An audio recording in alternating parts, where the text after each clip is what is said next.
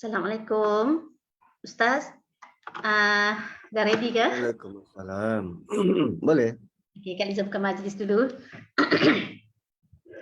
A'udzubillahi minasyaitonirrajim. Bismillahirrahmanirrahim. Assalamualaikum warahmatullahi wabarakatuh. Alhamdulillah wassalatu wassalamu ala Rasulillah wa ala alihi wa sahbihi wa man walah. Subhanaka la ilma lana illa ma 'allamtana innaka antal alimul hakim. Rabbi shrah li sadri wa yassir li amri wahlul 'uqdatam min lisani yafqahu qawli. Alhamdulillahilladzi hadana li hadza wa ma kunna linahtadiya laula an hadana Allah. اللهم انفعنا بما علمتنا وعلمنا ما ينفعنا وزدنا علما ربنا يسر ولا تعسر ربنا تمم بالخير ربي زدني علما amin ya rabbal alamin. Alhamdulillah Ustaz, hari ini kita masuk tajuk baru, surah baru, surah Ya, Ar-Rum. betul. Silakan Ustaz. Dah silakan dah. Habis dah baca doa. Silakan. Rabbi shrah li sadri. Kat office ke? Tak, saya kat rumah. Hari ni berehat. Baru balik dari Kedah semalam. Oh, okey Ustaz. Silakan. Rabbi shrah li sadri wa yassir li amri wahlul 'uqdatam min lisani yafqahu qawli. Subhanaka la ilma lana illa ma 'allamtana innaka antal alimul hakim. Rabbi yassir wa la tu'assir. Rabbi tammimil khair ya arhamar rahimin. Assalamualaikum warahmatullahi wabarakatuh. So hari ni kita nak tengok surah Rum. Surah yang ke 30. 30. Kejap. Ada call. Hello. Ya. Okey. Betul. Boleh? Jam berapa? Oh, sebelum pukul 12. Okey, boleh. Okey, welcome. Okey. So surah ni surah yang ke-30. Surah sebelumnya surah Ankabut dan surah selepasnya surah Luqman. Ada ulama yang melihat bahawa 4 surah ni, Ankabut, Rum, Luqman dan Sajdah, dia ada perkaitan rapat antara satu sama lain. Tapi susunannya dalam bentuk surah Rum dengan surah Sajdah, surah Ankabut dan surah Luqman. Surah Rum dan surah Sajdah, sementara surah Ankabut dengan surah Luqman. Kaitannya tu yang itu tu kena lihat dan study. Apapun ia berkaitan dengan permulaan surah ini berkaitan dengan suatu bentuk peperangan antara Rom dan Parsi, dua kerajaan besar sewaktu itu. Surah Rum lebih rapat dengan surah Sajdah dan ia seolah-olah berselanglah. Ankabut, Luqman, Rum dan Sajdah. Yang tu sudut mana yang perlu kita lihat tu, itu perlu pembacaan yang terperinci dan kita perlu teliti dalam-dalam lah. Ialah sebab nanti surah Rum kita akan lalui tentang wa min ayatihi beberapa ayat tentang Allah bagi tahu kebesaran-kebesarannya. Lalu adakah kita hanya melihat kebesaran Allah tanpa bertindak buat apa-apa? So jawapannya dalam surah Sajdah, dengan melihat kebesarannya tu, tindakan yang paling waras dan wajar untuk kita lakukan ialah untuk sujud dan tunduk pada Allah Subhanahu Wa Taala. So surah ini diturunkan pada tahun ke-5. Surah ini turun pada tahun ke-5. 5 tahun selepas kenabian. Apa berlaku pada tahun ke-5? Apa berlaku pada tahun ke-5? Tahun ke-5 adalah tahun bermulanya dakwah secara terang-terangan. Dan 3 tahun pertama dakwah secara sembunyi-sembunyi. So pada tahun ke-5 dakwah secara terang-terangan bermula. Dan bila dakwah secara terang-terangan bermula, by the way, waktu ini Umar belum lagi masuk Islam. Umar masuk Islam tahun ke-6. Tahun ke-6. So bila dakwah secara terang-terangan bermula, maka sewaktu itu pertembungan ataupun kacau ganggu secara fizikal belum ada. Belum mula. Kacau ganggu fizikal ni nanti towards the end berada di Mekah tu mula dipukul dan dipalu lah. Tapi yang ini ni mereka masih dalam proses berdebat, mengeluarkan hujah masing-masing. Dan ayat ini, terutamanya ayat-ayat di awal surah ini diturunkan ketika Sabur ataupun Raja Parsi berjaya mengalahkan tentera Rom. Nama Raja Parsi waktu tu Raja Sabur. Raja Sabur. So dia berjaya mengalahkan tentera Rom. Tadi saya ada buka dua ni rujuk Wikipedia. So dia berjaya mengalahkan tentera Parsi dan kekalahan kali ini adalah kekalahan paling teruk Rom pernah hadapi, sehingga tanah-tanah jajahan mereka di negeri-negeri Syam termasuk berhampiran dengan Turki sekarang ni, kan Rom punya tanah ibu kota dekat Konstantinopel, dekat Turki tu, Istanbul. Dia punya dia punya ibu kota dia kat situ. So tentera Parsi berjaya menjarah hampir dengan Konstantinopel. So kalau tengok kepada peta kerajaan Rom itu jam, ni. Saya nak kongsi share screen. Tuan-tuan boleh tengok Wikipedia.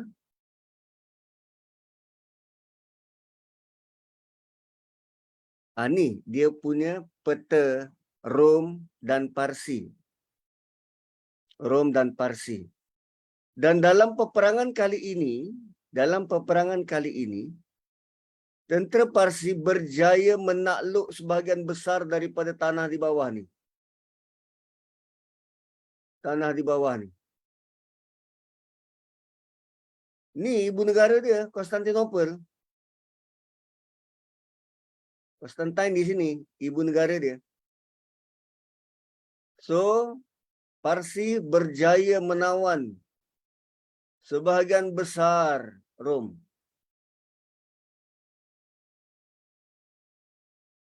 Dan sejarah besar itu Allah catat dalam Quran. Ghulibatir Rum.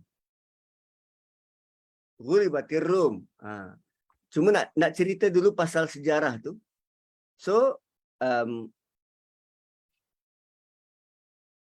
bila dia dah berperang dan kalah dan memaksa Kaisar Rom pada waktu itu, nama dia Hercules ataupun Heraklius, terpaksa berundur sampai ke Konstantinopel untuk mempertahankan. So dia dikepung, Kaisar Rom dikepung oleh bala tentera daripada Parsi, Raja Sabur, di kota Konstantinopel pada waktu yang cukup lama. Tetapi akhirnya kawasan kerajaan Rom berjaya direbut kembali oleh Hercules dari tangan-tangan orang Parsi, sebagaimana yang akan dijelaskan berikutnya. Heraklius inilah yang bertanya kepada Abu Sufyan tentang agama Islam di dalam sebuah hadis yang masyhur. Kan, hadis permulaan wahyu, hadis tu panjang. So saya kopikan di ruangan chat. Nanti tuan-tuan boleh cek hadisnya tu.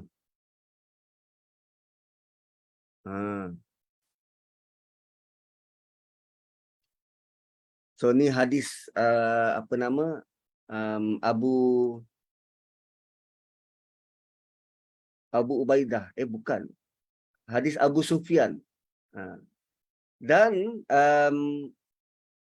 tema surah ini terdapat pada ayat yang ke-17.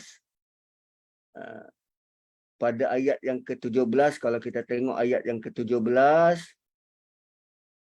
Fasubhanallahi hina tumsuna wa hina tusbihun. Bertasbihlah kepada Allah semasa kamu berada pada waktu malam dan semasa kamu berada pada waktu subuh. Itu tema utamanya lah, untuk bertasbih kepada Allah Subhanahu wa taala. Okey. So jom kita tengok bermula ayat pertama surah ini.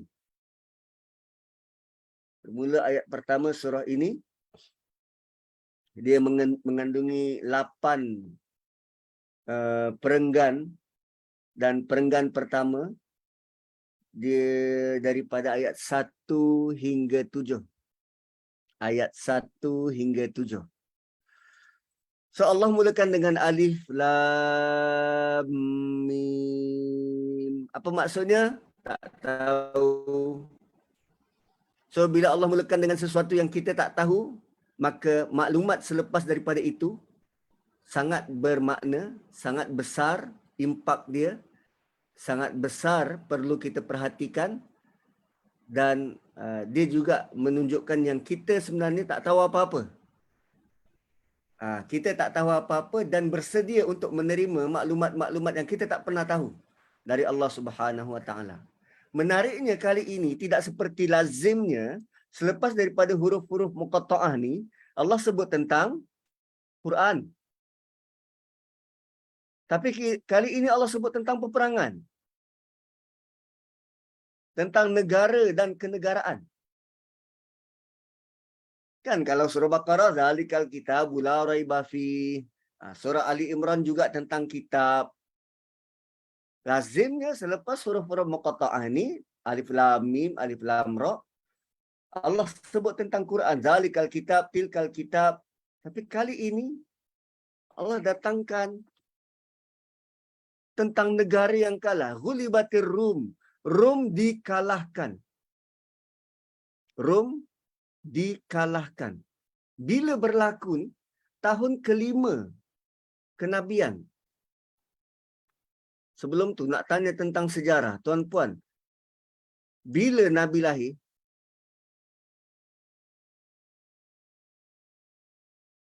Bila Nabi lahir? 1 Rabiul Awal, 12 Rabiul Awal. Ni nak Maulidur Rasul ni. Tahun Nabi lahir. Tahun gajah. Tahun gajah. Kalau ikut Wikipedia, 632 Masihi. 671. 671 Masihi. Okay, hari ini kita bermain dengan nombor sikit. 671 Masihi. So 40 tahun selepas itu Nabi dilantik jadi Nabi. So 571 campur 40 jadi 6. Tu kena tulis dia punya tarikh-tarikh tu. 7 tahun 11. So kejap mana? Okay. 671 campur 40. So lahir tadi 711. Lahir 671. Kenapa? Lahir 571. Maknanya 611 lah. So jadi Nabi 611. 611. 5 tahun selepas jadi Nabi, sewaktu Rom kalah,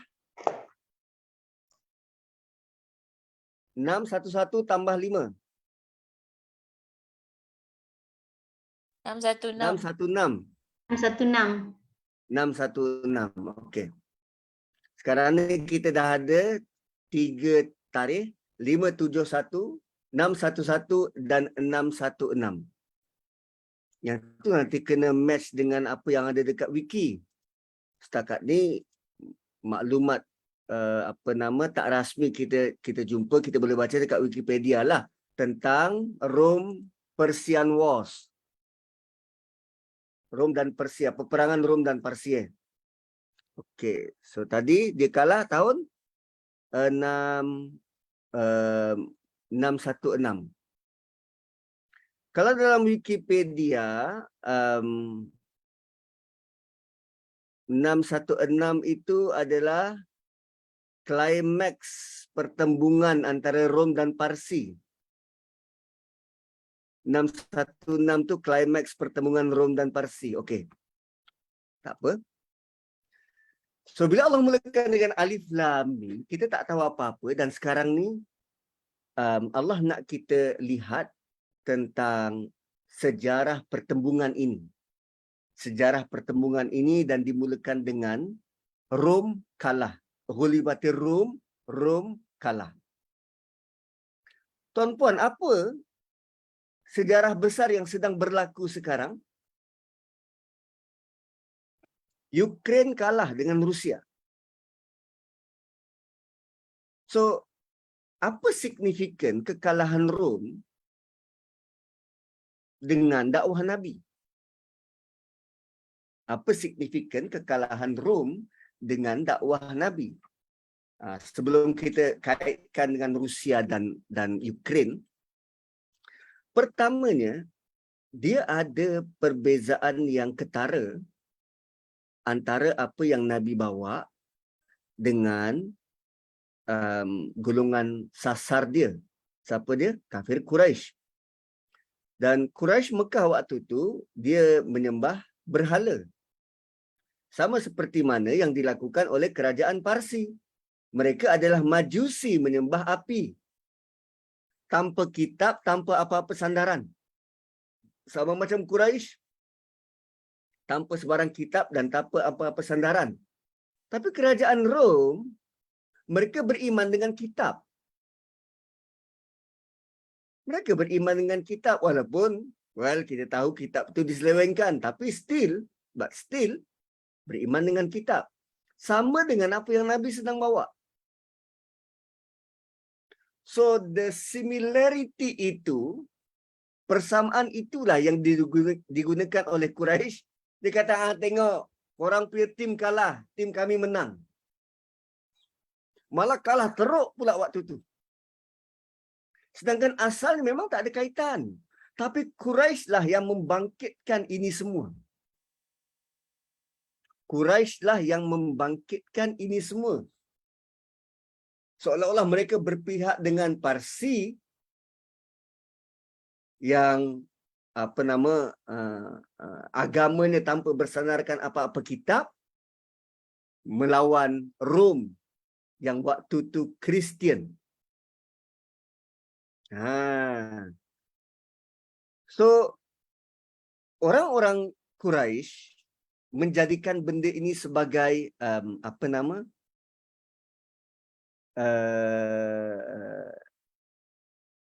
cara ataupun sebagai alat untuk memperlekeh agama yang Nabi bawa dan untuk merendah-rendahkan dakwah Nabi.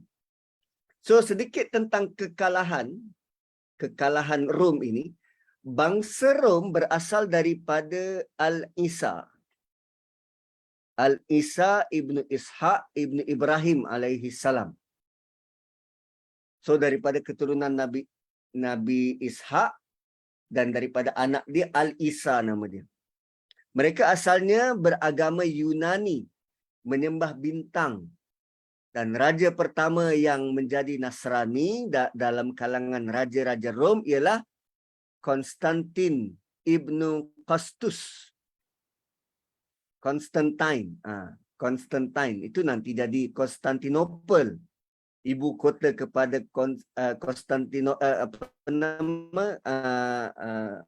raja yang memeluk agama Nasrani.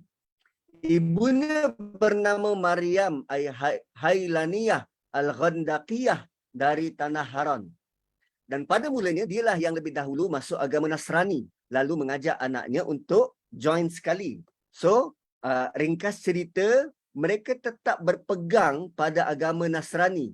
Dan setiap kali Kaisar ni gelaran kepada raja-raja Rom. Sama macam Firaun, gelaran kepada raja-raja Mesir. So, kalau Parsi itu dipergelaran apa? Apa Parsi gelarannya? Bukan Caesar, apa ya? Dia ada gelaran dia tu untuk Parsi. So Kaisar, setiap kali Kaisar meninggal dunia, kedudukannya diganti oleh penggantinya hingga Kaisar yang terakhir bernama Heraklius. Dan Heraklius ni orang yang bijak, berwibawa, berpandangan jauh dan paling jitu pendapatnya. Dan di bawah kepimpinannya inilah Rom mencapai masa keemasan sehingga setanding dengan kerajaan Parsi. So, kerajaan Parsi ini dia diketuai oleh Kisra. Kisra dan Kaisar. Kaisar ni Rom, Parsi ini Kisra.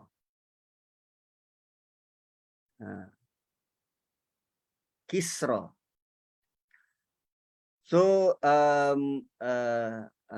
maklumat tambahan. So, kerana besarnya kerajaan Persia ataupun Parsi, maka dia menjadikan rakyat-rakyat Parsi sangat kagum dengan pencapaian dan tamadun mereka. Dengan pencapaian dan tamadun mereka. So, bila mereka ni sangat nasionalis, sangat bangga dengan pencapaian mereka, lalu bila mereka dijatuhkan oleh Umar,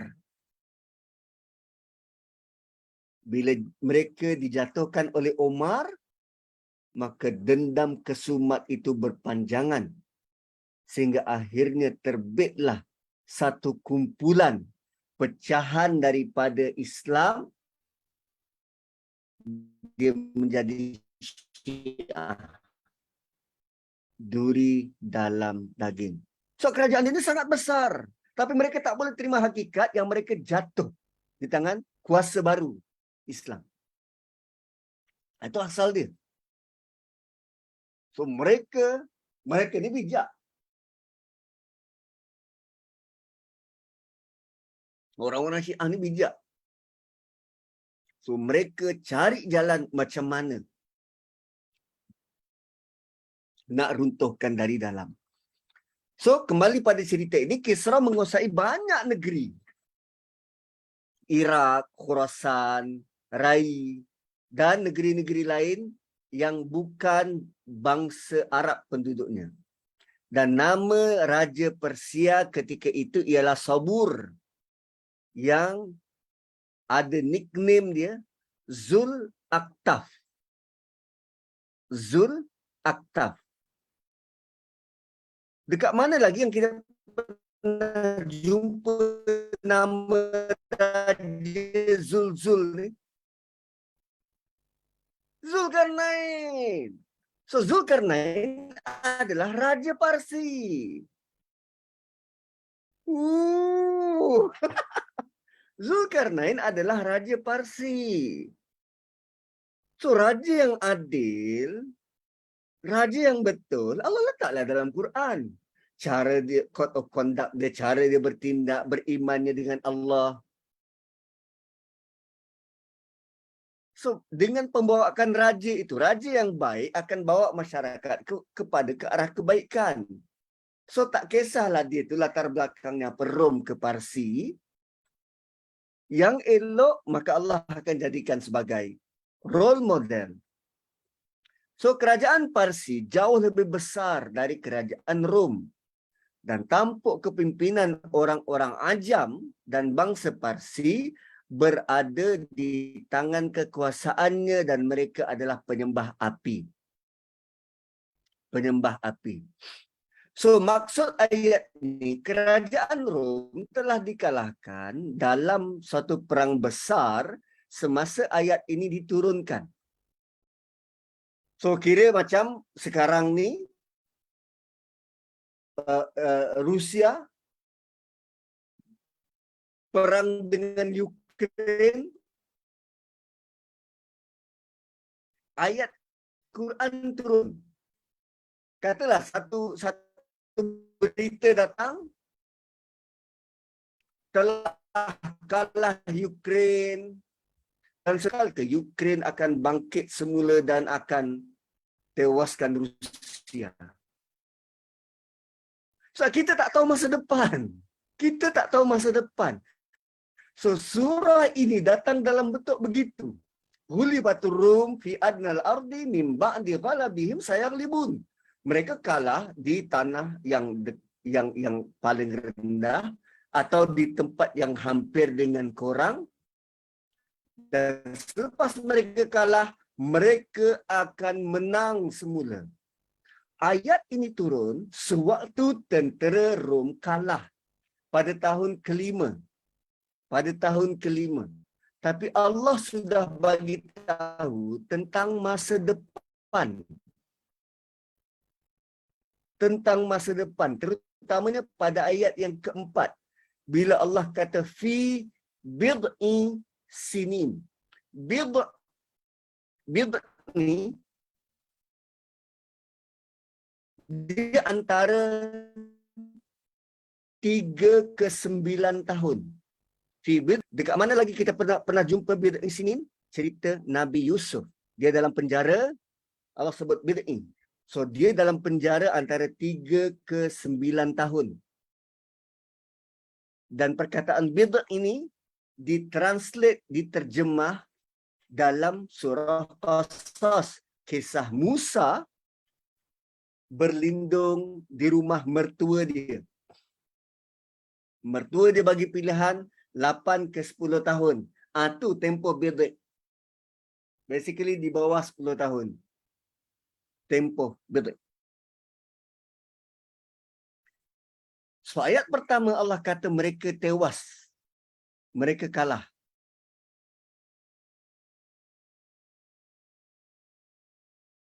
Dan waktu itu kerajaan bila Rom kalah, yang bawa kitab, yang beragama kitab, ahli kitab, kalah dengan majusi, penyembah berhala, penyembah api, maka itu menjadikan musyrikin Mekah semakin confident yang Nabi akan tewas.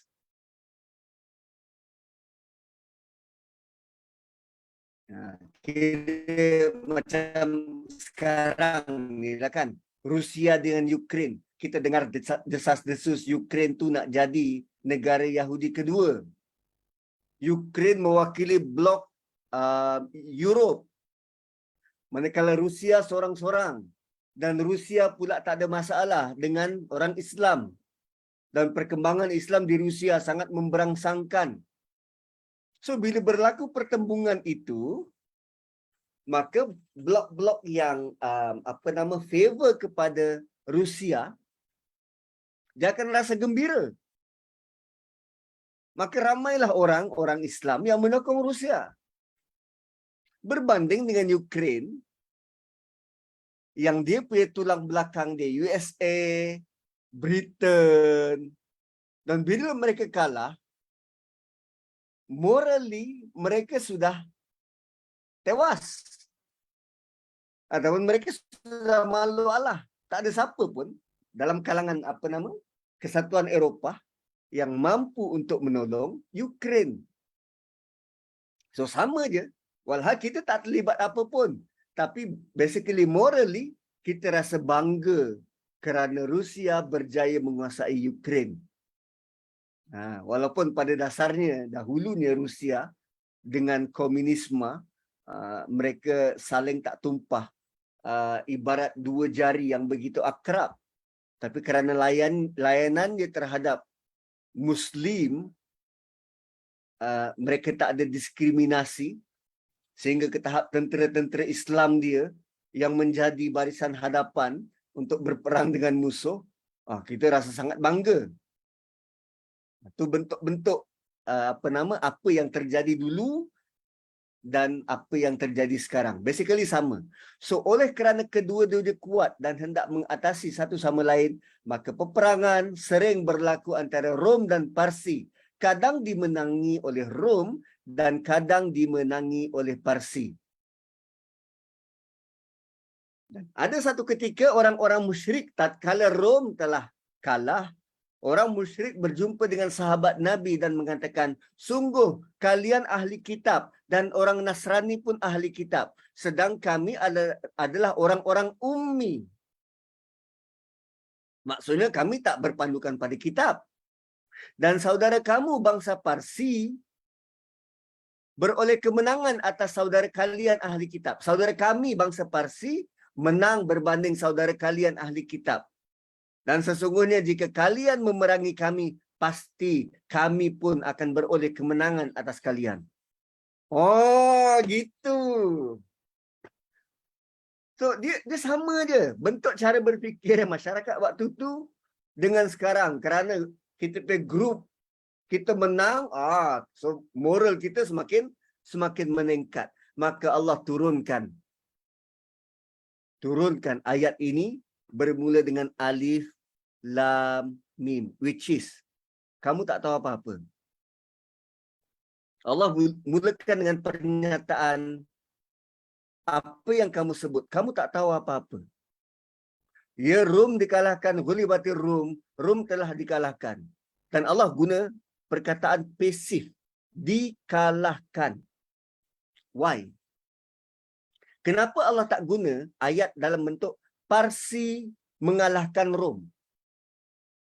Tapi Allah guna Rom telah dikalahkan. Kan? Kenapa hanya satu pihak disebut? Tapi tidak pihak yang lagi satu.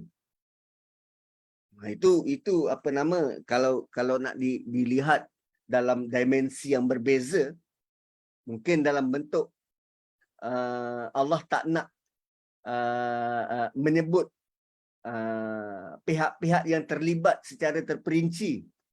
Dia bukan dalam bentuk makan suap. Dan apa nama, sama seperti apa yang Nabi pernah buat tak kala dua orang sahabat besar sedang bertengkar. Siapa pernah bertengkar?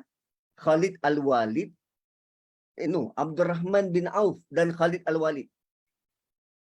Pernah bergaduh, bertengkar satu hal, dan Nabi dengar, mereka berdua datang jumpa Nabi, dan Nabi tegur seorang-seorang. Nabi tegur Khalid dan Nabi tegur Abdurrahman bin Auf. Tapi Nabi hanya sebut nama satu orang. Yang satu lagi, Nabi jadikan dia pihak ketiga. Nabi tak sebut, "Hei Abdurrahman, kenapa engkau sakiti Khalid?" Tak. Nabi kata, "Hei Abdurrahman, kenapa engkau sakiti dia?" Kemudian Nabi pergi kepada Khalid, "Kenapa engkau sakiti Abdurrahman?" Nabi tak sebut nama orang tu. Tapi terus Nabi kata, "Kenapa engkau sakiti Abdurrahman?" Nabi hanya sebut satu nama je. Walaupun dua pihak bertelagah. Dan cara Nabi damaikan sangat luar biasa. Nabi jumpa dengan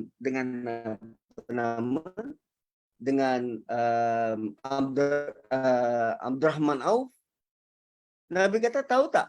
Dia ni Saifullah, dia ni pedang Allah, dia Asadullah, dia singa Allah. Saifullah, dia pedang Allah. Dia banyak bawa peperangan." Nabi sebut kebaikan orang tu. Dan bila Nabi jumpa dengan Khalid, Nabi kata, "Kau tahu tak, dia ni ahli Badar." Dia ni ahli Badar kot. Engkau kalau engkau dermakan wangmu emas setinggi gunung, 2 kali ganda. Tak sama seperti mana apa yang dia pernah buat. So Nabi tonjolkan kebaikan-kebaikan sahabat ni. Cuba tengok ayat ini. Allah tidak sebut sesuatu yang negatif terhadap Rom. Allah cuma kata dia dikalahkan dan selepas dia kalah, dia akan menang. Wahum mim ba'di ghalabihim sayaglibun, dia akan menang. Pernyataan-pernyataan positif. Pernyataan empowerment. Dan Allah tak sebut dua-dua pihak. Allah hanya sebut satu pihak. So, rupanya sekarang ni, kalau kita lihat nyatanya Ukraine kalah, possibility dia untuk bangkit semula ada.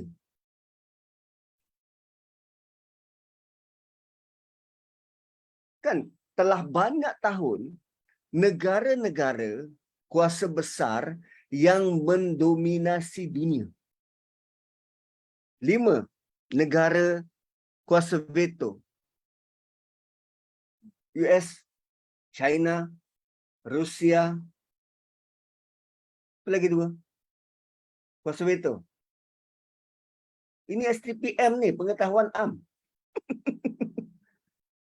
Negara kuasa veto. Apa dia? China, Amerika lah kot. China, China. China Dah. dah sebut. Amerika lah kot, Ustaz. US, Hmm. China, Oh, dah. Rusia. Ada 2 lagi. Japan. Perancis. Jepun dan Perancis. Ada 5 kan negara kuasa veto.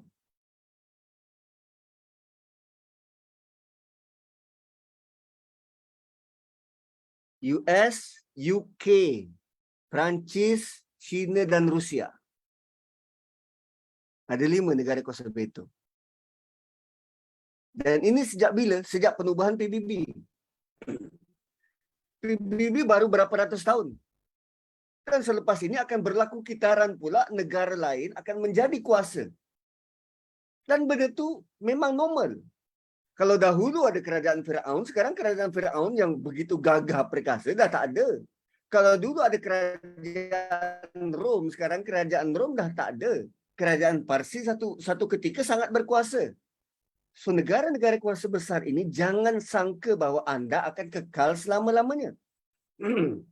Allah akan ganti, turunkan kuasa besar ini dan naikkan kuasa lain. Tinggal lagi kita yang melihat perubahan-perubahan itu, apa manfaat yang kita boleh belajar, apa yang kita boleh nampak. Malah kalau dalam ayat yang ketiga Allah kata fi adnal ardi. Adna maksudnya paling rendah. Well, satu sudut pertemuan mereka itu berlaku dekat dengan laut mati. Berlaku dekat dengan laut mati dan tanah itu paling rendah lah dalam dunia. Itu dimensi pertama. Dimensi kedua, Allah nak kita lihat begini. Fi adnal ardi, tempat pertembungan 2 kuasa besar dan ada kuasa besar yang jatuh. Ada kuasa besar yang jatuh, benda tu berlaku tak jauh dari kamu. Apa yang berlaku dekat Rusia dengan Ukraine, basically tak jauh dari Malaysia. Apa maksudnya? Allah boleh tarik nikmat, keselamatan, keamanan, keharmonian, kemakmuran bila-bila masa. Fi adnal ardi. Allah boleh tarik keselamatan, kemakmuran, nikmat-nikmat yang kita sedang rasa ni, boleh tarik bila-bila masa. So, tak kala ada sesuatu yang berlaku, hei kafir Quraisy, kamu sekarang ni, Allah sudah limpahkan kamu melalui surah, surah Fil, surah Quraisy, betapa Allah beri kenikmatan, Allah beri keamanan, kemakmuran, kamu boleh rihlah tasyita'i was saif, boleh rihlah musim panas dan musim sejuk. Kamu rasa selesa. So, jangan sangka apa yang kamu nikmati sekarang ini, dia akan kekal selama-lamanya. Allah boleh datangkan ujian bila-bila masa. Fi adnal ardi. Di negeri yang dekat, tempat yang berlaku peperangan ini tak jauh.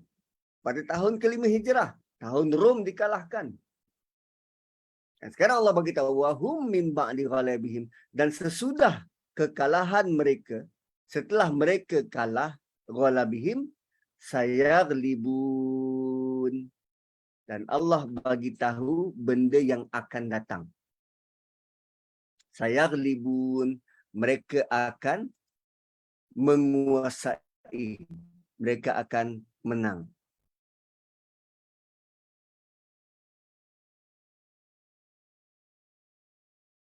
Okey, kemudian sekejap ya.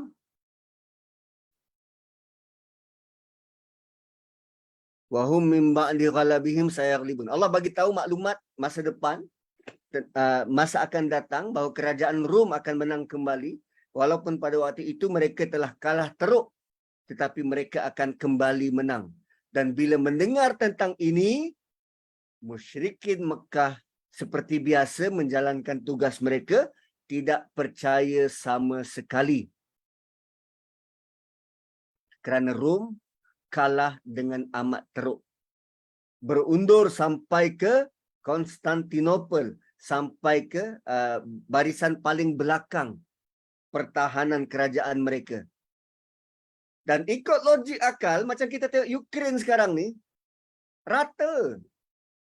Ukraine rata. Tak mungkin akan bangkit. Manusia yang normal akan nampak Rom, akan nampak Ukraine, tak nampak peluang untuk bangkit balik. Sehingga kan ada yang bertaruh dengan Abu Bakar, yang Rom takkan menang. Betting, bertaruh dengan Abu Bakar. Walhal dah ada maklumat dengan Quran. Quran dah turun, ayat ni dah turun. So ada orang bertaruh, tak mungkin. Apa yang Quran cakap tu tak betul. Bertaruh dengan Abu Bakar. Abu Bakar sambut taruhan. Which is waktu tu kat Mekah belum ada undang-undang tentang judi ke tentang apa, tak ada, belum ada. So Abu Bakar terima, setuju untuk bertaruh 10 ekor unta. Berapa lama? 3 tahun. 3 tahun. So Abu Bakar percaya dengan wahyu. Dan waktu tu bertaruh belum diharamkan. Kemudian bila Nabi tahu Abu Bakar bertaruh, Nabi kata, tambah. Bukan 10, 100 ekor unta. Dan ubah daripada 3 tahun ke 9 tahun. Ubah dari 3 tahun ke 9 tahun. Tempoh pertaruhan. Dan wang tu Abu Bakar tak makan pun. Dia sedekah. Maklumat dari Quran. So, pada ayat yang keempat, Allah kata, fi bid'i sinin. Dalam masa beberapa tahun. Bid'i sinin, seperti tadi yang kita sebut, dia antara 3 ke 9 tahun. So, Nabi suruh tukar tahunnya supaya menjadi sehingga 9 tahun selepas ayat tu fi bid'i sinin, dan tambah bilangan. So asalnya Abu Bakar kata dia akan menang dalam 3 tahun, sedangkan julat masa itu antara 3 ke 9 tahun. Dan setelah 9 tahun, kerajaan Rom kembali naik dan menang peperangan yang lebih besar mengalahkan Parsi.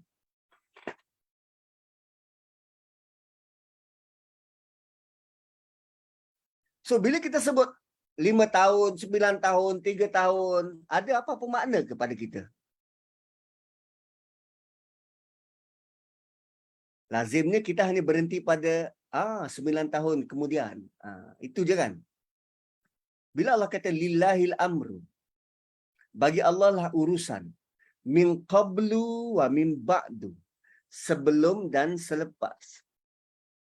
Allah punya perancangan ini, dia tidak seperti mana kita melihat satu-satu peristiwa itu terfokus. Itu je lah. Bila kita dapat maklumat Rom kalah, okey Rom kalah. Pada bila tahun kelima kenabian, lepas tu Rom akan menang. Bila? Dalam julat 3 ke 9 tahun.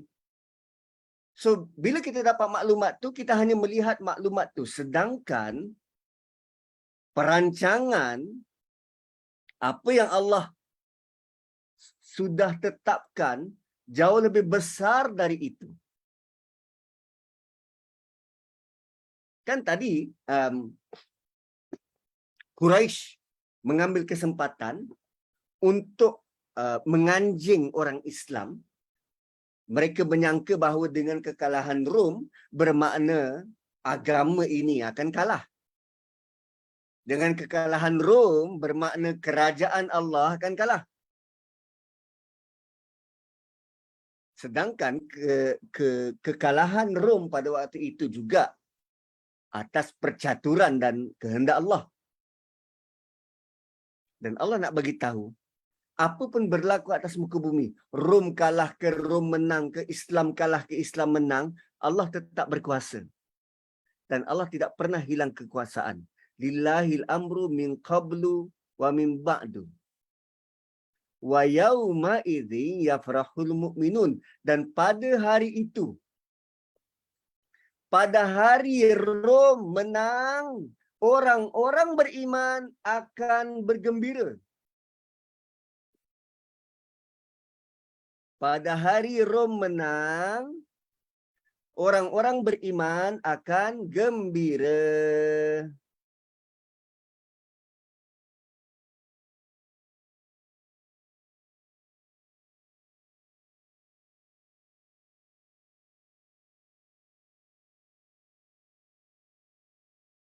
So, kenapa gembira Rom menang? Kan? Kenapa gembira Rom menang? Sebab Abu Bakar menang pertaruhan. Kenapa orang beriman gembira bila Rom menang? Sebab dapat balas balik pada kafir Quraisy yang kata, tengok kan, betul lah Quran. Rom menang. Why?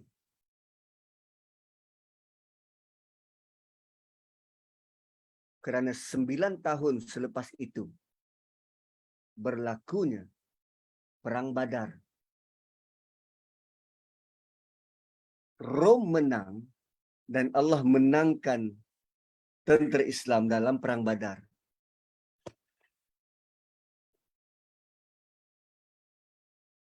Allah bukan sahaja bagi tahu future akan berlaku, Rom menang. Allah bagi tahu juga, kamu nanti akan menang lah. 9 tahun akan datang akan berlaku Perang Badar dan korang menang. Tapi Allah tak bagi tahu ada Perang Badar. Allah cuma bagi tahu korang menang. Korang gembira. So dia bukan sekadar Allah cerita masa depan. Tapi jauh lebih hebat daripada itu. Kemenangan orang Islam terhadap Quraisy yang sedang menganjing mereka waktu itu. Boleh gitu?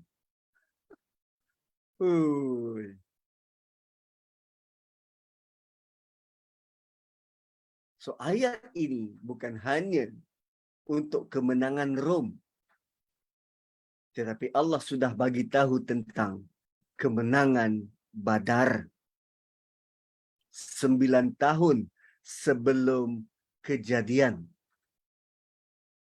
Dan seperti biasa, kita tak tahu apa-apa kerana surah ini dimulakan dengan alif, lam dan mim. Siapa pernah menyangka bahawa ayat ini untuk 9 tahun akan datang? Tak ada siapa tahu. Tapi just imagine, para sahabat bila dah menang Badar dan dia baca semula surah ini. Oh, inilah surah yang 9 tahun lalu turun tu. Sebut pasal hari ini.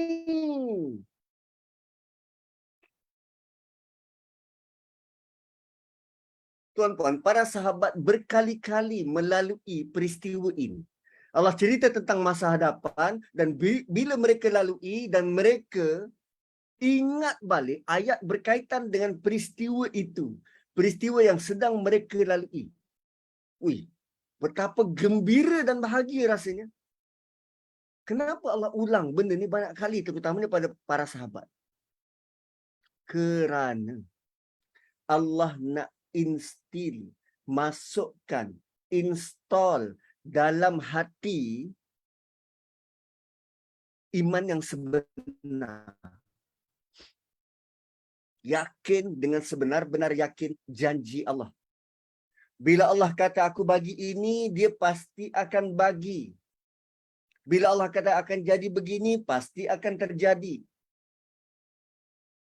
Bila Allah kata akan orang-orang yang buat baik, beriman dan buat baik akan dapat ganjaran syurga, dia pasti akan dapat.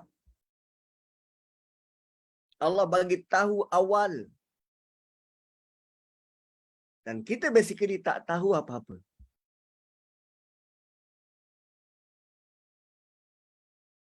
Wow. Dan ini adalah salah satu bentuk bahawa Al-Quran overrule everything. Kemukjizatan Al-Quran. Maksud mukjizat menewaskan, mengalahkan yang lain.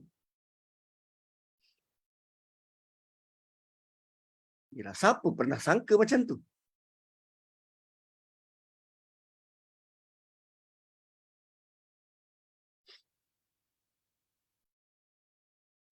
Dan bila mereka menang, kan walillahil amru wa yauma idzin yafrahul mu'minun, dan pada hari itu orang-orang beriman akan gembira. Sebab biasanya orang menang ni dia mudah untuk lupa. Okay, orang-orang yang menang tengah gembira, tengah seronok, dia punya musuh adalah lupa. Kan kalau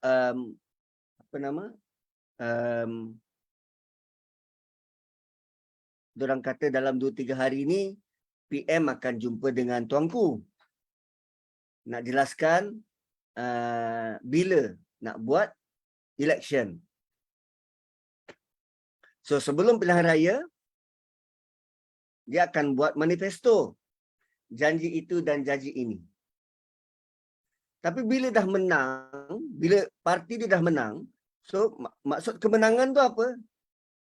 Dia menanglah, seorang yang menang dia akan gembira. So bila gembira dia akan lupalah janji-janji dia. Kan? Dia lupalah janji-janji dia. Sekarang Allah bagi tahu, orang beriman, korang menang kan? Korang akan gembira, korang menang. Binasrillah. Kemenangan kamu itu tertakluk dengan pertolongan Allah. Seorang beriman, betapapun gembiranya mereka, kegembiraan itu tidak menghilangkan kewarasan akal untuk memikirkan yang aku menang kerana Allah. Kerana Allah bantu.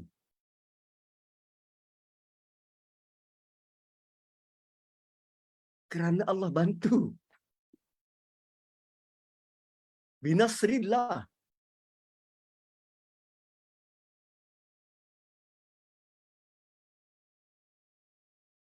So kita melalui saat-saat gembira dan bahagia. So saat-saat gembira dan bahagia itu sulamilah dengan ingatan Allah yang beri. Sulamilah dengan ingatan Allah yang beri. Begitulah nilai hamba. Hamba dia tidak gembira sampai lupa Tuhan. Apatah lagi lupa Tuhan. dia akan credited to Allah. Kan banyak tempat, terutamanya yang kisah Zulkarnain tu kan. Selepas dia berjaya bina tembok, apa dia berkomen? Hadza min fadli Rabbi apa? Apa dia berkomen tu? Surah Kahfi tu. Fa idza jaa wa'du rabbi ja'alahu dakka. Hadza rahmatun min Rabbi. Rabbi. Hadza rahmatun min Rabbi. Dia kredit, dia berikan kredit, kembalikan kredit kepada Allah Subhanahu wa taala. So dalam ayat ni Allah ingatkan siap-siap. Korang akan menang lagi 9 tahun. Tapi kemenangan itu binasrillah, dengan bantuan Allah. Kan sangat bahagia sebenarnya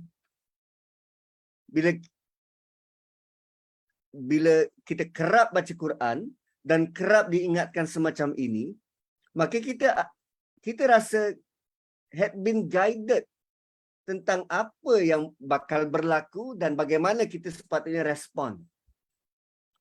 Bila berlaku sesuatu, bagaimana sepatutnya kita respon.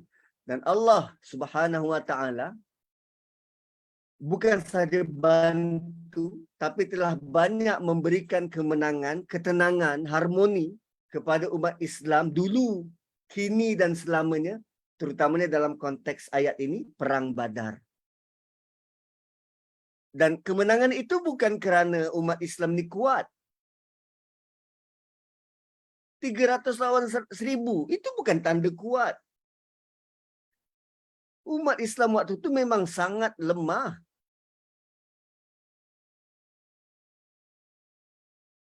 Dan Allah nak highlight bahawa Rom yang menang itu juga dengan bantuan Allah. Binasrillah. Rom yang menang itu juga dengan takdir Allah.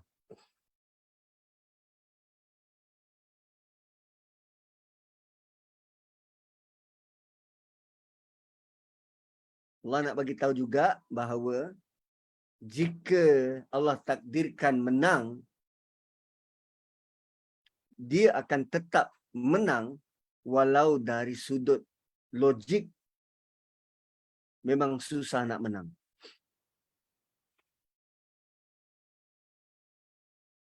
Dan sebut tentang Perang Badar dalam surah Baqarah, cerita tentang Daud, Jalut dengan Talut tu.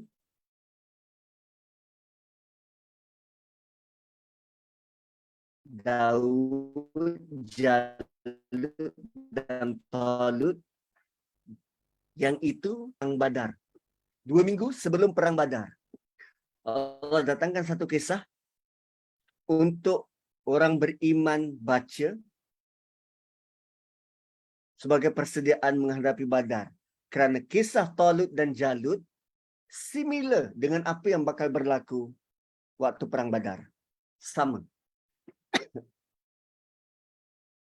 Ingat lagi Jalut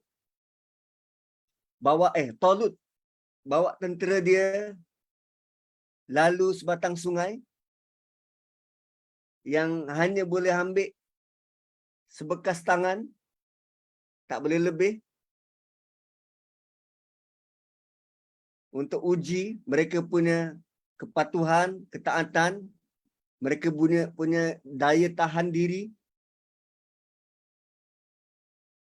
Dan Badar berlaku waktu Ramadan. Sama-sama diuji dengan ketahanan.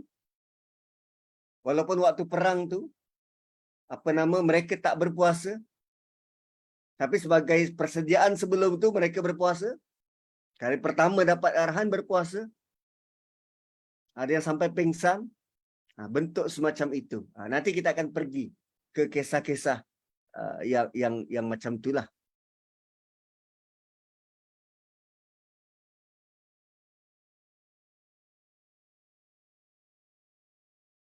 Betul. Waktu Malhamah Kubra juga semacam itu. Cuma ada nilai penting yang kita kena lihat bagaimana Allah mencerakinkan atau mencairkan keperluan utama bagi menghadapi peristiwa-peristiwa besar. Ketika Allah sebut innallaha ma'as sabirin, Allah bersama dengan orang-orang yang sabar. So sabar yang macam mana tu yang kita kena tengok, lihat dan kita kena buat persediaan. Allah sebut Daud bersabar. So bersabar yang macam mana? Kan adakah nak berperang ni, kau sabarkan aku, kau sabarkan aku. Aku tak sabar dah ni, kau sabarkan aku. Tak, dia bukan sabar bentuk macam tu. Dia sabar dalam bentuk konsisten. Dan kita perlu bersabar dari sekarang. Bersabar dari sekarang. Tak apa, kita kembali kepada surah Rum, itu surah yang lain.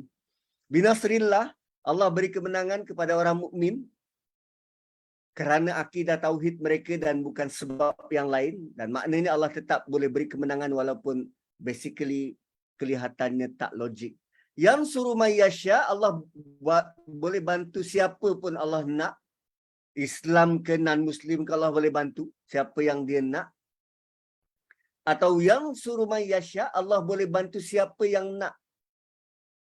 Siapa yang nak. Sebab yang suruh, dia membantu mereka. Dia bantu man yasya. Siapa yang mahu bantuan. Man tu siapa-siapa yang mahu bantuan. Ringkasnya, kepimpinan perlu bersama-sama dengan rakyat untuk taat dan pelihara akidah. Di samping ada skill-skill yang perlu dipertajamkan. Wa huwal azizul ghafur. So sebut tentang peperangan, Allah gunakan nama Al-Aziz. Dia berkuasa untuk menentukan apa sahaja. Full authority. Al-Aziz, dia berkuasa untuk menentukan apa sahaja. Dan Rahim. Rahim. Kenapa Rahim? Rahim kan kasih sayang, penyayang. Dan penyayang itu di mana? Dekat akhirat. Wa huwal azizul ghafur. Wa huwal azizur rahim. Kenapa azizur rahim? Kalau aziz itu dipahami sebab peperangan. Tapi rahim. Oh, berkait rapat dengan orang-orang yang gugur sewaktu peperangan. Mati syahid kerana mempertahankan agama. So, rahmat Allah rahim yang tumpuannya kepada hari akhirat, ya, orang itu akan pasti dapat balasan yang magnificent, yang besar dari sisi Allah. Wa'adallah. Dan apa yang berlaku itu janji yang benar dari Allah. Mereka akan menang lagi 9 tahun. Itu adalah janji Allah. La yukhlifullahu wa'dah. Allah tidak akan menyalahi janjinya. Allah tidak akan mungkir janji. So janji Allah untuk beri kemenangan pada umat Islam. Janji Allah untuk beri kemenangan pada Rom. Janji Allah untuk pelihara orang beriman. Allahu waliyul ladzina amanu. Kan Allah janji, Allah jadi pelindung kepada orang beriman. So dengan perkataan wa'dallah ini, sebenarnya sudah memberikan kelegaan kepada kita tentang perkara-perkara yang Allah janjikan dalam Quran. Kalau Allah janji akan melindungi orang beriman, maka yakinilah janji Allah.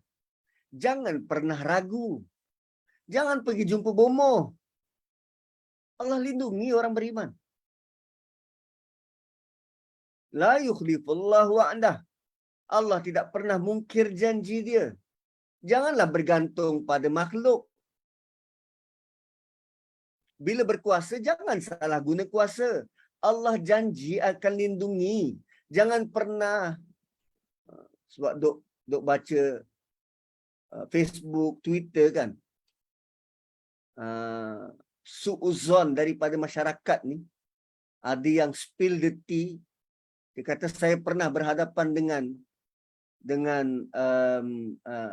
manusia yang dia dah ada dalam akaun 10 juta, nak cari 100 juta. Apa yang dia kejar sebenarnya? Kenapa dia rasa tak cukup? Dia rasa insecure.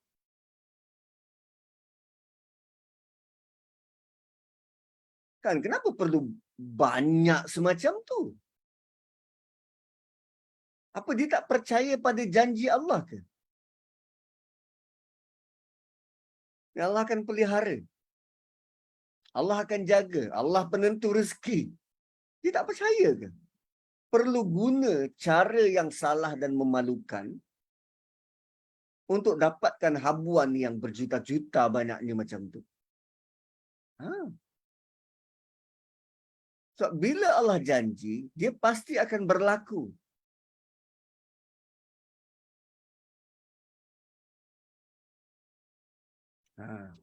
Walakin aktsaran nasi la ya'lamun. Akan tetapi ramai manusia tak tahu. Termasuk kita yang sebelum ni baca surah ini tak pernah tahu pun tentang perang Badar.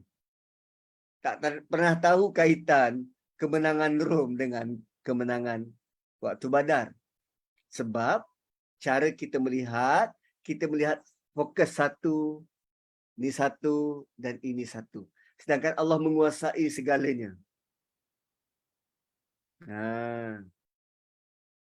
Malah dahlah kita ni tak tahu tentang perkara gaib,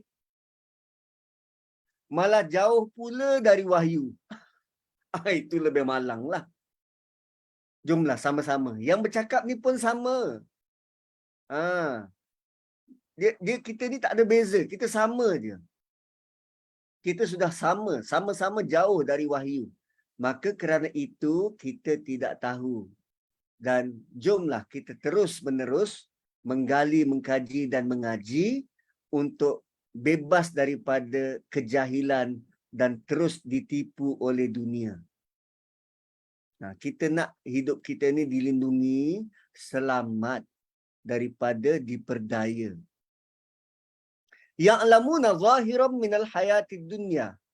Mereka tahu apa yang mereka nampak je. Mereka hanya tahu apa yang lahir, zahiran minal hayatid dunya. Kita hanya lihat apa yang kita baca. Kita hanya nampak apa yang kita baca. Wahum anil akhirati hum ghafilun. Sedang tentang kehidupan akhirat mereka lalai. Mereka lalai, ghafil. Manusia basically hanya nampak perkara yang appear depan mata. Tentang akhirat kita langsung tak tahu apa-apa. Pengetahuan kita tentang akhirat sangat terhad. Kan contoh bila Allah kata ada 7 naungan yang Allah akan bagi kepada 7 golongan di mahsyar. Sebut tentang naungan, bayang-bayang ataupun apa saja, pernah tergambar ke kita naungan macam mana? Macam garaj kereta tu, kan ada atap macam tu ke? Atau ada awan dekat atas kepala ke? Atau Allah sediakan payung ke? Atau kemah macam tu ada tempat duduk tepi pantai macam tu ke? Tak tahu. So basically kita tak tahu apa-apa sehingga Allah beritahu kita sesuatu, Allah beri kita certain maklumat dan maklumat pengetahuan kita hanya terhad pada perkara itu. Langsung tak tahu apa-apa. Melainkan apa yang disampaikan kepada kita melalui wahyu. Which is benda tu sangat berharga. Dan kebanyakan manusia yang jauh dari Quran, dia tak mahu ambil tahu tentang maklumat-maklumat ini. Maklumat-maklumat akhirat. Tak mahu ambil tahu. Dan beginilah sifat Quraisy yang hanya melihat pada zahir sahaja, yang mengejek, mengolok-olok Nabi dan para sahabat pada waktu itu. Kan contohnya, waktu perang Badar, mereka sangka senjata mereka cukup. Kan dengan kekuatan 1000 orang, mereka boleh menjarah umat Islam yang 300 orang dengan mudah. Mereka tidak pun melihat aspek pertolongan dari Allah. Tak. Sama juga macam Yahudi. Surah Hasyr, kan, pengusiran Bani Nadir, yang Nabi dan tentera Islam pergi mengepung perkampungan Bani Nadir. Sebelum itu, suatu Nabi berjumpa dengan mereka untuk mohon pertolongan.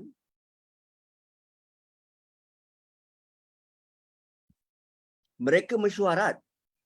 Dan dalam mesyuarat tu, ada seorang lelaki yang kata, kalau kau tolak batu besar tu atas Nabi dengan tujuan nak bunuh dia, kan nanti Jibril akan datang bagi tahu. Kan nanti Tuhan dia akan datang bagi tahu. Diorang ni bukan tak ada maklumat tu, bukan tak tahu, tapi tetap nak buat. Ya'lamuna zahiran minal hayatid dunya. So basically Yahudi tu, dia ada kitab Taurat, dia tahulah tentang akhirat. Tapi kekal degil nak buat. Berbanding Quraisy, dia hanya nampak apa yang zahir depan mata. Tanpa mengambil kira bab-bab tentang Allah nak tolong, bantuan dari langit, tak. Dan kita, apa kurangnya kita? Kita kalau tanya pasal dunia, you name it, sebut A to Z. Ini Ustaz senang je ni. Dia punya bekas macam ni, masuk je bahan, klik-klik button jadi Ustaz. Punya yakin.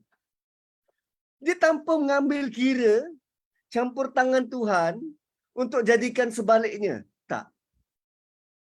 Ya'lamuna zahiran minal hayatid dunya. Saya tak sebut Thermomix, tapi mungkin benda lain. Tak, how confident kita. Begitulah. Tapi ayat-ayat semacam inilah yang mengingatkan kita semula. Maksudnya ada benda-benda yang kita rasa, aku confident sangat. Tak, relax.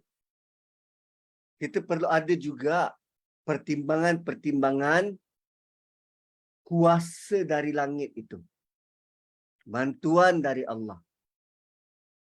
Dari sudut mungkin, ya betul apa yang kita masak jadi, tapi unsur-unsur keberkatan. Unsur-unsur tayyib. Unsur-unsur semacam itu. So, wahum anil akhirati hum ghafilun. Dan kebanyakan manusia tidak nampak akhirat, maka mereka lalai tentang akhirat. Bila dia lalai, dia tak adalah buat persediaan. Sebab dia hanya nampak dunia yang zahir, dia kejar. Bagi dia, bila dia nampak dunia, dia kejar dan dia dapat. Maka perjalanan dia terhenti di situ. Dan itu rugi. Sebab bila dia berhenti, amal dia tak bertambah. Lebih-lebih lagi berkaitan dengan akhirat. Kerana itu mereka mengejar-ngejar kelebihan yang mereka nampak pada dunia. Mereka tidak nampak bahawa perbuatan kita di dunia ini memberi kesan terhadap akhirat kita.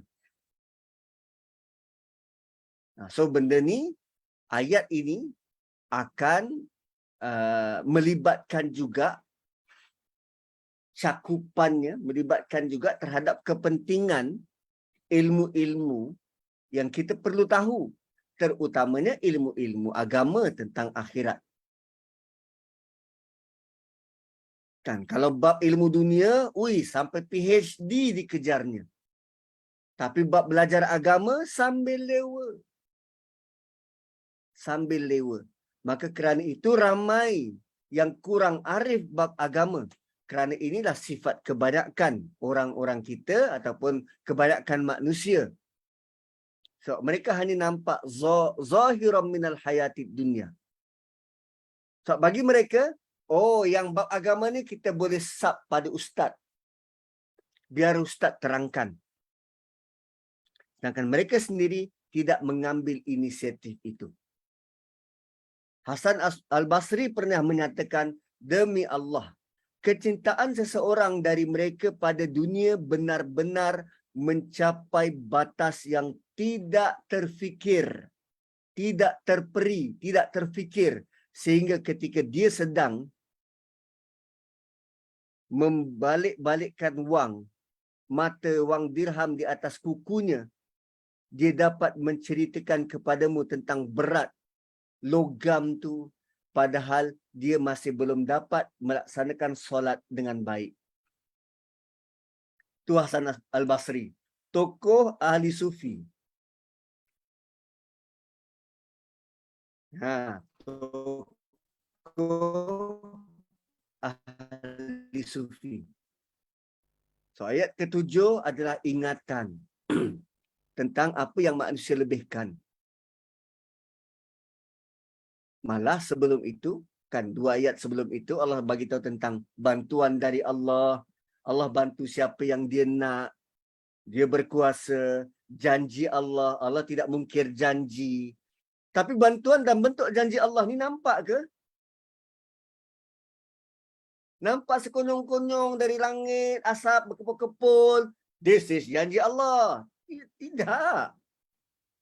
Tidak. Kan kita nampak, kita mohon ketenangan. Tenang tu tak nampak. Tenang tu tak nampak, tapi benda boleh rasa. Benda boleh rasa. Dan tak kala kita mohon ketenangan, dan bila Allah rasakan kita ketenangan. Perasan tak? Kadang tak perasan pun yang kita tenang. Sedangkan Allah beri kita ketenangan. Sebab kadang ketenangan tu, kita laluinya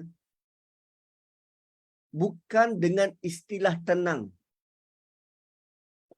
Kita laluinya dan kita gelar sebagai lega, rehat, gembira. Itu istilah-istilah tenang. Lega, selesa, nyaman. Kan lepas masak-masak kat dapur, peluh-peluh semua, pergi ruang tamu, dapat duduk bersandar, buka kipas. Bila angin kipas tu mula menyentuh kulit, apa kita rasa? Halah, seronoknya. Kita tak sebut, halah, tenangnya. Tak. Kita sebut, bestnya. Tenang. Tapi sebab kita tak sebut sebagai tenang, maka kita rasa hidup kita tak pernah tenang. Sedangkan Allah beri rasa itu sedetik, 2 detik, 3 minit, 5 minit sebelum kita sibuk kembali. Allah beri. Dan kita minta, ya Allah, aku nak ketenangan, aku nak keselesaan. Allah beri ketenangan dan Allah dah suntik dah tenang tu. Cuma lagi kita perasan tak yang kita dapat ketenangan. Seharian berjalan dan bila dapat duduk, oh itu nyamannya, nikmatnya.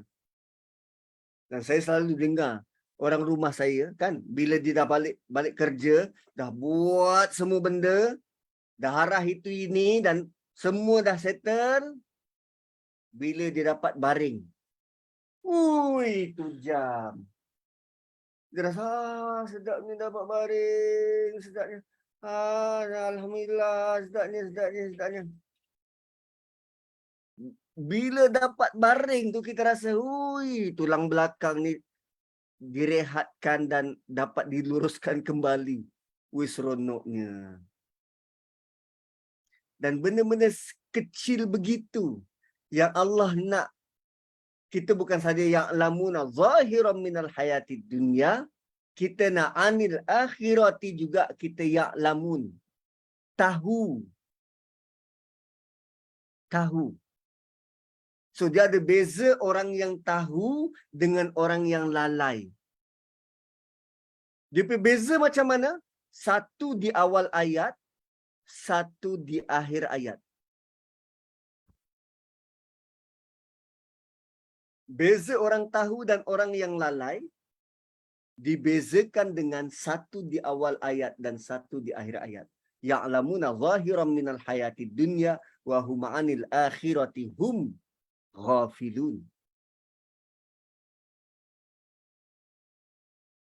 So pengetahuan kita perlu dicapahkan lagi, perlu dibesarkan lagi, bukan hanya hal-hal dunia tetapi ke hari akhirat. Hal ehwal berkaitan dengan akhirat. Awalam yatafakkaru fi anfusihim.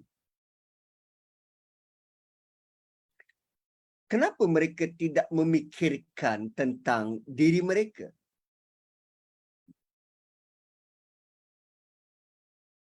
Kenapa mereka tidak memikirkan tentang kejadian diri mereka? Fi anfusihim, apa yang ada di dalam, fi dalam diri mereka. Dan ini adalah dalil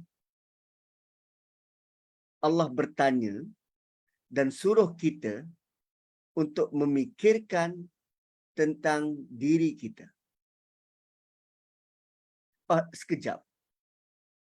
Ayat sebelum adalah tentang kemenangan, kekalahan, kuasa dunia, kuasa besar dunia, tentang mereka bakal menang waktu Badar, tentang bantuan Allah.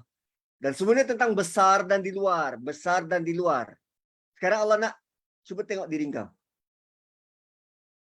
Tadi tentang apa yang di luar, sekarang Allah suruh kita cuba tengok diri kau. Dan ini perenggan makro kedua. Pertama tadi tentang apa di luar, sekarang tentang apa yang ada di dalam. Dan perenggan ini daripada ayat 8 hingga 27 nanti.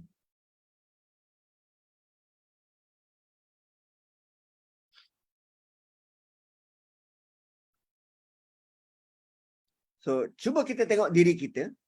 Hebat sekali apa yang Allah jadikan. Sangat hebat. Sehingga kan sangat banyak lagi yang kita tak tahu. Dan ada sahaja penemuan-penemuan baru tentang tubuh badan kita saban hari. Dari dulu sampai sekarang. Orang kaji tentang biologi ni sudah berakhir belum? Belum berakhir. Ada banyak lagi persoalan-persoalan yang para pengkaji belum dapat jawab.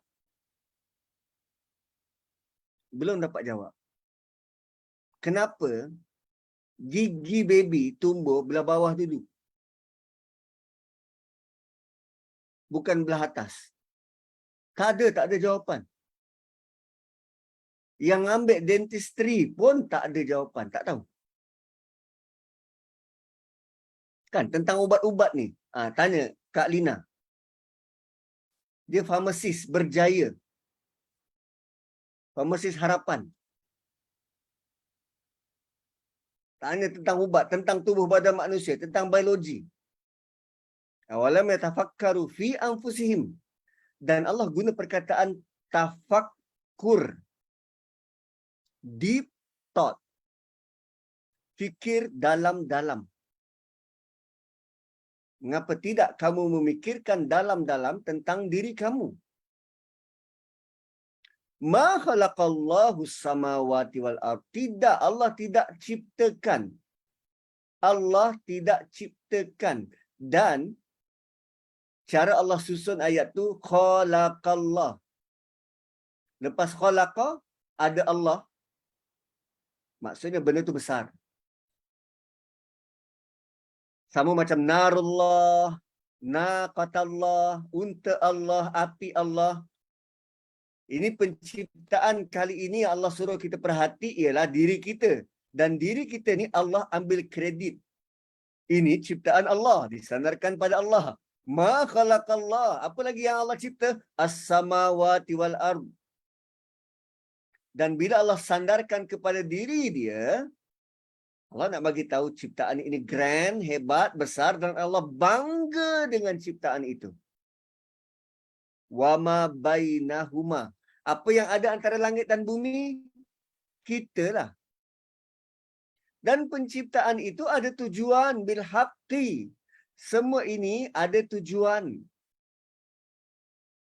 Apa yang terjadi, Rom menang dengan Parsi, Parsi menang atas Rom, itu bukan kejadian biasa. Rusia menang pada Ukraine, Ukraine kalah pada Rusia. Itu bukan kejadian biasa. Itu ada tujuan. Ada sebab. Ada kesan yang Allah nak buat, nak jadikan. Semua itu ada.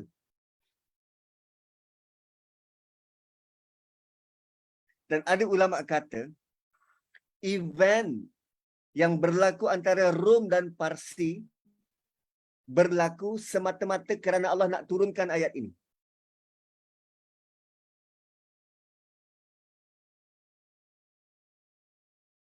Event yang berlaku kemenangan dan kekalahan Rom dan Parsi itu semata-mata supaya Allah keluarkan ayat ini. Dan ayat ini lebih penting dari kemenangan dan kekalahan mereka.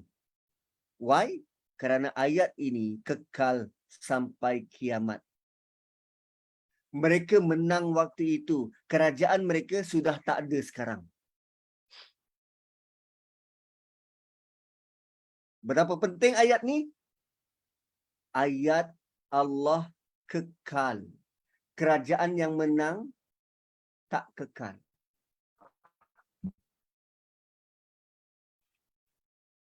Ya'lamuna zahiran minal hayatid dunya wa hum 'anil akhirati mu'ridun.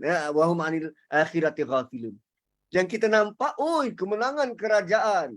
Yang kita tak nampak ialah Allah sengaja buat event semacam itu supaya ayat Quran turun dan ayat yang turun itu kekal. Sedangkan kerajaan yang menang itu tak kekal.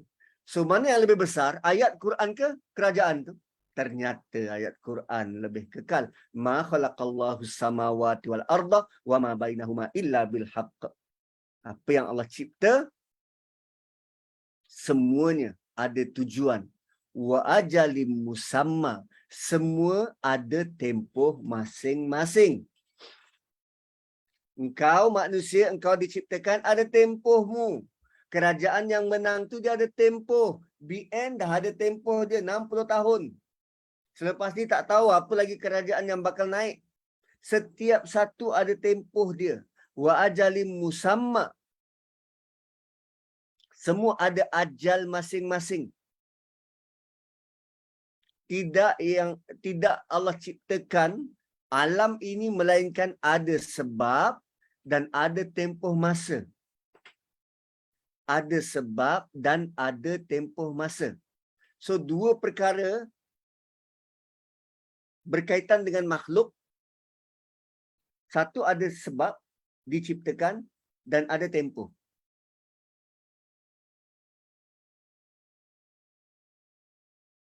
Ada sebab dan ada tempoh. Dan perkataan musamma tu lazimnya kita ertikan sebagai yang ditentukan. Tapi musamma maksud asal dia yang telah diberi nama. Yang telah diberi nama. So yang telah diberi nama ni apa? Apa benda yang telah diberi nama? Ulama kata ini merujuk kepada nama-nama akhirat yang kita tahu banyak namanya. Yaumus Sa'ah, Yaumul Qiyamah, Yaumul Hasyr, kan banyak nama hari akhirat tu. So wa ajalim musamma, sampai tempoh mereka semua akan binasa dan diadili di akhirat. So bila tengok makhluk,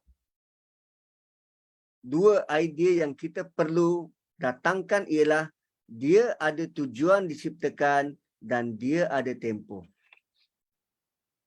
So dengan idea itu, dengan pandangan semacam itu, kita sebenarnya sudah bersedia. Kan? Saya bila pandang orang rumah saya, ini makhluk, dia ada tujuan dia diciptakan dan dia ada tempoh masa. Sampai masanya nanti dia akan mati.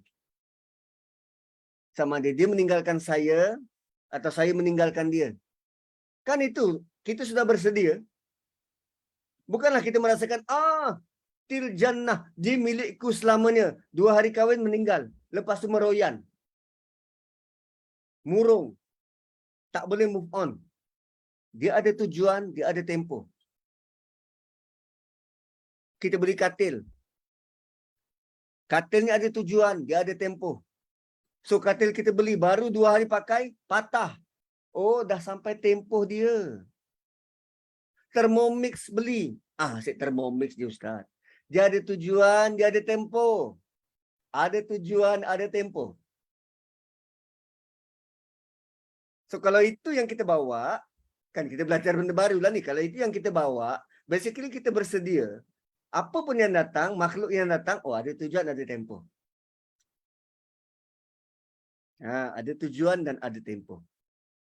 Wa inna katsiran minan nasi biliqa'i rabbihim lakafirun. Akan tetapi kebanyakan manusia dia engkar dan enggan, tidak percaya kepada perjumpaan dengan Allah. Kenapa bertempoh? Sebab semuanya akan kembali kepada Allah dengan tujuan asal masing-masing. So bila dia tak ingat akan ada tujuan dan tempoh, mereka akan leka dan lalai. Hanya nampak zahiram minal hayatid dunya, nampak apa yang ada dekat dunia, dan mereka akan buat ikut suka sebab tak refer kepada tujuan, tak refer kepada tempoh. So bila dia tak bersedia, ada tujuan, ada tempoh, dia akan abaikan untuk buat sebarang persediaan. Akhirnya mereka akan rugi. So hanya dengan kita bawa idea tujuan dan tempoh, kita dah boleh buat persediaan demi persediaan. Ayat 9 insya-Allah minggu depan. Barakallahu li wa lakum. Kembali kepada Kak Liza. Alhamdulillah Ustaz, sebenarnya baru tahu kisah tu, yang awal-awal kisah Rum tu ada kaitan dengan Perang Badar. Kau tahu lah, baru tahu. Sebenarnya tak tahu sangat kisah surah Ar-Rum ni, tak tahu. Ya ingat pasal surah keluarga tu sajalah, ayat 21 lah. Ayat berapa yang tu je yang tahu, yang ni tak tahu. Memang tak tahu surah Ar-Rum ni. Tapi kan sejak surah Ar-Rum ni dia berkaitan dengan surah As-Sajadah. Dan surah As-Sajadah pun banyak kan, yang kan Allah selalu sebut. Macam ayat 10 kan, dan mereka berkata, apabila kami telah lenyap hancur di dalam tanah, adakah kami akan berada dalam ciptaan yang baru? Bahkan mereka mengingkari pertemuan dengan Tuhannya. Samalah dengan ayat ni. Ya, betul. Wa inna katsiran minan nasi bi liqa'i rabbil kafirun. Betul? Agaknya itulah dia ada kaitan dengan surah As-Sajdah ni. Memang cerita ni tentang akhirat pun surah As-Sajdah ni. Jadi bagi orang yang ingkar dengan tentang pertemuan dengan Allah, dia tak akan bersedia. Betul lah, yang itulah sebenarnya yang nampak tu Ustaz. Banyak kali kot Allah cakap kat kita. Kebanyakan manusia ni benar-benar ingkar kanut. Perangai manusia ni. Ustaz.